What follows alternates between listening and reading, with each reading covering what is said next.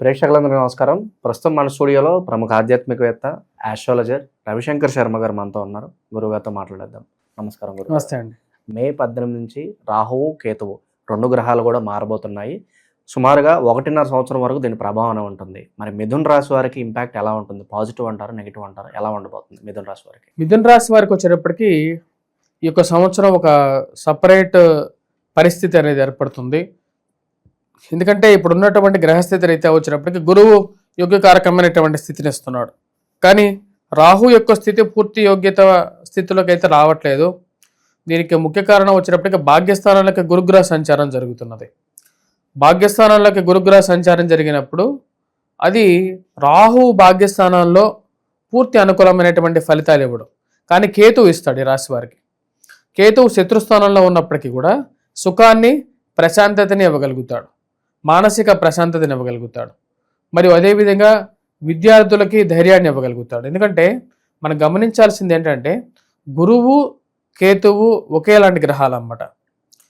గురువు ఎప్పుడైతే గురువు దృష్టి కేతువు మీద పడినా సరే గురువు ఎటువంటి ఫలితాలు ఇస్తాడో కేతువు కూడా అటువంటి ఫలితాలు ఇస్తాడని చెప్పి శాస్త్రం చెప్తుంది.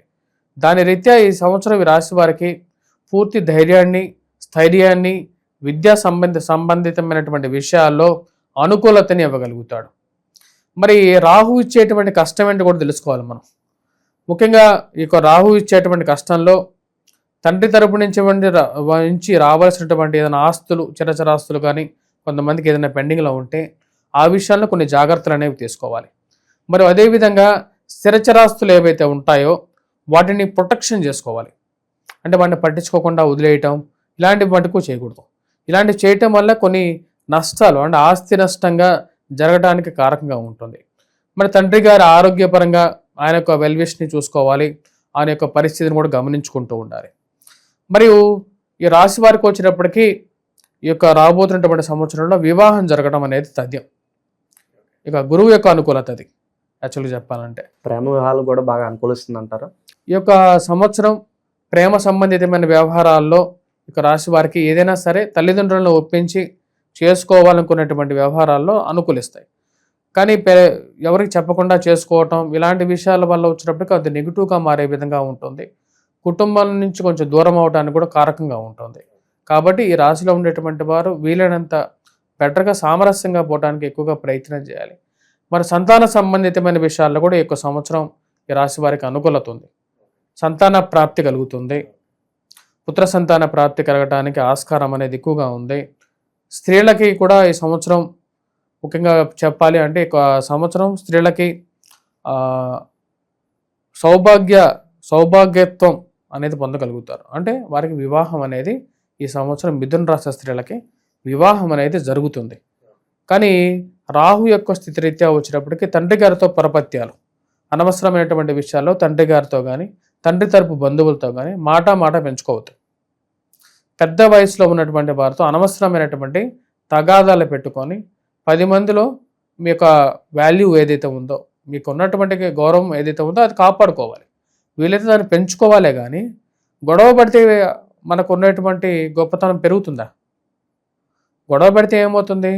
బీపీ పెరుగుతుంది. దానివల్ల వచ్చినప్పటికీ నీ కోపం బయటకు వస్తుంది. నువ్వు అనకూడని మాటలు కూడా నీ నోటి నుంచి బయటకు వస్తాయి. దానివల్ల ఏమవుతుంది? ఫైనల్గా నీ టెంపర్మెంట్ బయటకు తెలిసి నీకు ఉండేటువంటి మంచి పేరు కాస్త చెడ్డ పేరుగా మారుతుంది. ఇదే సమాజం, తెలుసుకోవాలి. సో ఆ విషయాన్ని కోపం బయటకు చూపించడం అనేది హీరోయిజం ఎప్పటికీ కాదు. సో శాంతంగా ఉండి విషయాన్ని ఎలా పరిష్కరించాలి అనేటువంటి విషయాన్ని తెలుసుకోవటం, ఆ విషయాన్ని పరిష్కరించేటువంటి శక్తి ఈ సంవత్సరం ఈ రాశి వారికి వస్తుంది. ఇక విద్యార్థుల పరిస్థితి గురుగారు, విదేశీ ప్రయత్నాలు మంచి రిజల్ట్స్ ఉంటాయి అంటారు. వాటి ఈ సంవత్సరం విదేశీ ప్రయత్నాలు ఉంటాయి కానీ ఆచితూచి అయితే వెళ్ళాలి ఈ సంవత్సరం. ఎందుకంటే ఈ సంవత్సరం రాహు భాగ్యస్థానంలోకి వెళ్తున్నాడు. భాగ్యస్థానంలోకి వెళ్ళేటువంటి రాహు యోగ్యాన్ని ఇచ్చినప్పటికీ ఈ రాశి వారు వచ్చినప్పటికీ కొన్ని వెళ్ళిన తర్వాత కొద్దిగా కష్టాలు పడాల్సినటువంటి పరిస్థితి అనేది ఏర్పడేయడానికి అవకాశం అనేది ఉంది. వెళ్ళినటువంటి వారు కూడా కొంచెం కష్టాలు పడుతున్నటువంటి వారు ఎక్కువగానే ఉన్నారు ఇప్పుడు ఈ సంవత్సరం. ఎందుకంటే అక్కడ పరిస్థితులు కూడా కొన్ని మార్పు చేర్పులు జరుగుతున్నాయి. అదిగాక ఈ మిథున రాశి వారికి చెప్పాలంటే భాగ్యస్థానాల్లో జరుగుతున్నటువంటి రాహుగ్రహ సంచారం కొన్ని కష్టాన్ని కలిగించే విధంగా ఉంది. కాబట్టి దూర ప్రాంత ప్రయాణం విషయంలో కొంచెం జాగ్రత్తగా ఆలోచించి వారి యొక్క స్వజాతకంలో అనుకూలత ఉంటే మటుకు మీరు వెళ్ళండి. కాకపోతే మీ స్వజాతకంలో కూడా ఇదే సూచిస్తున్నట్లయితే మటుకు వెళ్ళకుండా ఉండటమే ఉత్తమం. ఎందుకంటే ఇండియాలో ఉండే వాళ్ళు కూడా ఐఐటీలో చాలా మంచి మంచి ఇన్స్టిట్యూట్స్ ఉన్నాయి, ఐఏఎం ఉంది, దాని తర్వాత ఇక్కడ కూడా పెద్ద పెద్ద పొజిషన్స్ ఎలా కూడా సాధించవచ్చు. గురుగారు, ఈ రోజుల్లో మనం చూస్తున్నాం ఇల్లీగల్ రిలేషన్స్ అయితే చాలా ఎక్కువైపోతున్నాయి.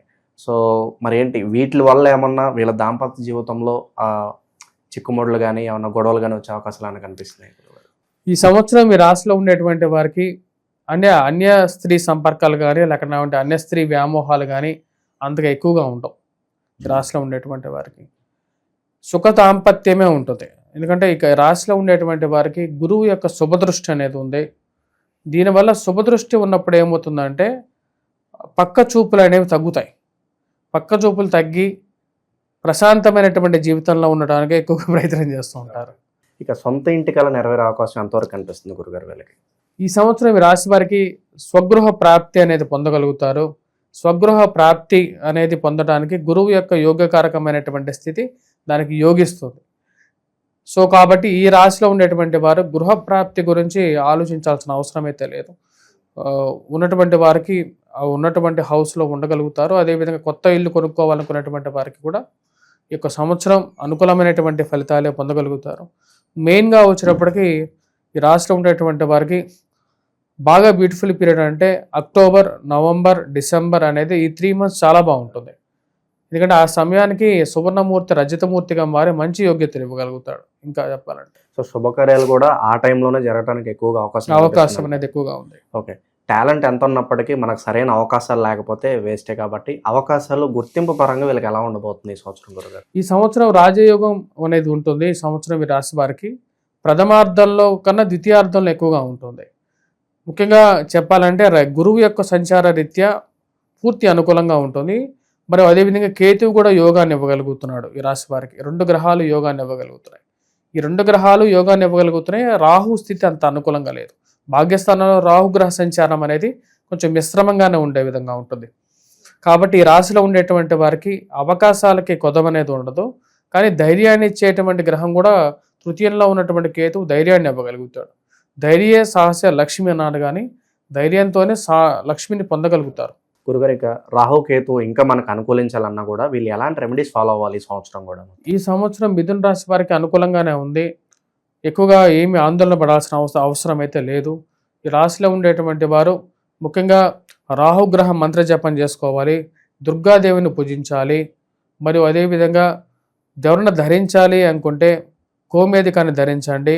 3 నుంచి 5 క్యారెట్లు, 3 క్యారెట్లు కానీ అక్కడ 5 క్యారెట్లు కానీ మంగళవారాన్ని ధరించండి. దుర్గాదేవిని పూజించండి.